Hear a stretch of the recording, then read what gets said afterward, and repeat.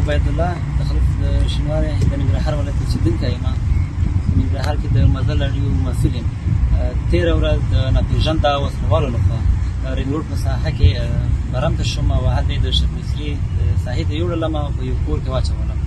او تر څو یې رانه د پیسو غوښتنه کوله، پیسې راوړي، بیا به هلته د تاسې خوشې کړم، خپل ژوند به وکړئ. خو د ډېر په خوشحالۍ احساس باید وکړو چې موږ الحمدلله داسې یو ملت او داسې یو حکومت کې ژوند کوو چې د هغه بدون له هدفه د ولس په خدمت کې دي. د دوی د استخباراتو د معلوماتو په اساس، قوي استخباراتو اساس چې زما هغه ساحه یې پیدا کړله په ضرب د 15 ساعتونو کې موږ یې خپلې کورنۍ ته روغ رمټ وسپارلو او خلک یې هم یو 4 نفره نیول شوي دي او باخماندی لا په دې هغه کې دي چې نور کسان چې کوم دغه ساحې څخه تښتېدلي دي او فرار یې کړی دی هغه به هم ونیول شي. زه سقیف الله د درېیمې ولسوالۍ د ولایت ننګرهار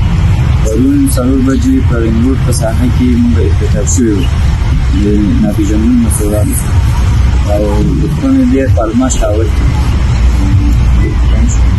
سالدار ولد من سید احمد ګل د ننګرهار ولایت اوسېدونکی فعلا په ښار کې اوسېږو، اصلي د رودات ولسوالۍ اوسېدونکی یم.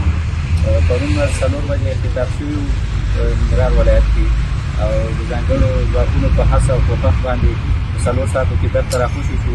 او نن خپل فامیل ته بېرته وسپارل شو او په خاص ډول د ځانګړي ځواکونو د دې نه ډېره مننه کوو چې ډېره هڅې وکړله او ډېر کوشش وبایللو او دوی څخه ډېره مننه.